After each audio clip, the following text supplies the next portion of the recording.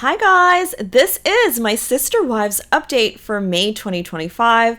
Let's catch up with Christine, Meri, Janelle, and their kids this month. There are some big news items to get through, and surprise, one of the kids is randomly pregnant. Someone threw Mother's Day shade at probably Robyn, and Gwen spilled some tea in Teen Vogue magazine. So let's start with Christine. So this month, David actually talked about something pretty personal on the show, how his first wife took her own life, and how hard that whole experience was for him 14 years ago around.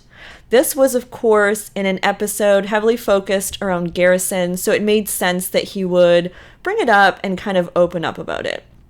And on social media, Christine gave David his flowers for that. She had said, "You faced what should have broken you, but you didn't stay broken. You did the hard work, the healing, the choosing joy even when it felt far away. And now look at you. Peace in your heart, light in your eyes. There will still be grief and hard days, that's real, but it doesn't own you, you do." And so I actually did a little bit of digging about David's first wife, and it is just such a tragic story. And according to reports, she left a note and it was pretty wildly reported on, which is a lot for the family to take. And one of the daughters was super upset about some publications running this story, understandably so. She had said on TikTok, "This is not gossip. This is not public interest. This is the worst moment of my entire life. I have to relive the worst moment of my entire life while the internet's going to pick it apart and make up a story that's simply not true." And so David, Truly, and Christine also went to a place called Goblin Valley in Utah this month. And yes, David skipped through the valley. Always full of young energy, that David. But Christine does not have the biggest news this month because it's all her daughter that does. I mean, Aspyn is expecting her first baby. Christine's 30-year-old daughter, Aspyn, revealed she's pregnant with her first child with husband Mitch Thompson. Aspyn hard launched her pregnancy during a Mother's Day themed segment on Fox 13 News, which was filmed at the Kendra Scott store that she's actually the manager of in Salt Lake City's City Creek Center. The reporter had actually said during the segment, "And how fitting that you have your first little one on the way." And Aspyn smiled and mouthed, "I know." So there we have it, a hard launch, which is super exciting because if it wasn't for this segment, I think we would have never found out or something. Aspyn married Mitch a long time ago in 2018, so very exciting for both of them. And meanwhile, Gwendlyn Brown was featured by Teen Vogue magazine. If you followed Gwendlyn Brown for a while, you already know she does not hold back. So when I saw she participated in a Teen Vogue article about kids who grew up in reality TV, alongside a Gosselin kid, for God's sakes, I knew we were going to get some tea from that. So as you can imagine, multiple stories have come out and generated lots of headlines. So she says she was 8 years old when the cameras started rolling on Sister Wives in the big house in Lehigh. She was, the quirky, funny little girl that made kind of occasional appearances at the time. She says that she actually loved it back then. "I was super into it," she says. She says that at school, she'd actually drop to talk to classmates about being on TV and kind of hype that up. And at home, she kind of competed to get the most camera time. The crew weren't strangers. They became like her new uncles. And this is not the first one of the kids to mention this, but Gwen said that the show pulled the family out of what she called a poverty situation. So the show really helped their finances, let's say. Remember, Janelle said her bra was staying together with a diaper pin. Remember? So things weren't perfect financially. She said, "Life was a lot easier for a kid who's not going hungry," she said. "It was quite a blessing initially." But then as puberty hit, things changed. Suddenly, every awkward phase, rough day was potentially content for a show, and she kept that in mind. Even with a camera-free bedroom, which she did have, it felt like she was kind of always under a microscope. And one time she had a fight with one of the moms, and she snuck outside, let out a yell, and looked up to see a camera pointed at her. I was so embarrassed, she remembers. Luckily, it didn't make the air, which at least they had some kind of, wherewithal to not put that on national television.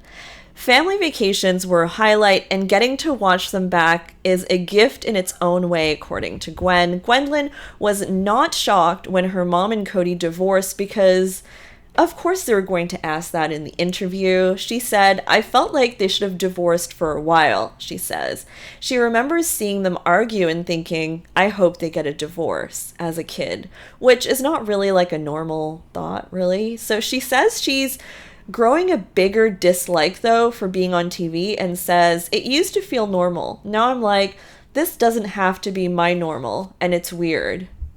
Yeah, she really has not appeared on the show for a while, like after her, I think, engagement party with the tattoos, like that one. So she's stepping back, I think. For me, one of the core Gwen moments on the show was when they were visiting properties in Flagstaff to buy. They were at one called Cottonwood, and she openly said that she hated it on camera, despite obviously the storyline was like, oh, they love these properties and things like that, and everyone's trying to be excited about the properties and moving. And Christine replied to her, "Oh, well, you only have to be here for like 3 years." But Gwen was just so blunt and like committed to what she thought. And Gwen was right. Just saying. Anyways, something else happened with Christine's kids this month. Paedon shaded who we think is Robyn, but could have also been Meri, on Mother's Day. He posted a TikTok saying that he's not wishing Mother's Day to at least one mother because, in his words, he's a butt muncher, which I don't know why he said that, but either way, that had fans get in a tizzy, saying he's shading Robyn. Honestly, he doesn't even like Meri either, so it's one or the other. To the point where he actually had to respond the next day saying it was entirely a joke. He said, "I've forgiven everyone from my past, and really important, I don't think about them. They don't cross my mind." Not thinking about them, though, is almost as shady as, I don't know. It's equally shady. Janelle celebrated her birthday on May 6th. She celebrated her 56th birthday, and she spent it in Santa Fe on a girls' trip exploring. She posted these and said, "Santa Fe photo dump. Heart emoji face. Grateful to have friends who make arrangements for a cake to be delivered to the restaurant to celebrate your birthday. Santa Fe has many amazing historical things to see in the area. It was rainy, but we tried to go and see and do anyway." She's also growing her garden and got a super sweet Mother's Day gift from Maddie's kids. Janelle seems to be, spending more time with her girlfriends and seemingly less time with Christine lately, but I could be wrong. Meanwhile, Gabriel seems to have maybe moved to Chicago. He posted this saying, "Living my corniest life in Chicago," and some fans seem to think it may be for love, but who knows who has what intel. And Hunter has been going to national parks with his friends, including Yellowstone. He said under these pictures, Yellowstone and Grand Teton with the lads. So, great start to a summer full of national parks, camping, hiking, and outdoor shenanigans. And Maddie, well, she loves strawberry picking and raves about how she loves how much agriculture there is in North Carolina. I mean, she now has a family of 5, and Maddie seems to really love North Carolina. She's like North Carolina's #1 fan. Meanwhile, Meri is traveling with a blanket, apparently, wearing pink, which is surprising, and looking really slimmed down, to be honest. And also, she visited her newborn nephew for some baby cuddles. Meri is living her best life and honestly has never looked better. I hope everyone's having a great spring, a great May. Hopefully we can all stop crying watching those sad episodes about Garrison. Not sure how many more to go, but I mean, we're all in this together, and the tell-alls will be upon us soon. All right, guys, thanks so much for listening and watching the whole way through. Please don't forget to like this video, subscribe to my channel, turn on your notifications, and I'll be back with more. Bye, guys.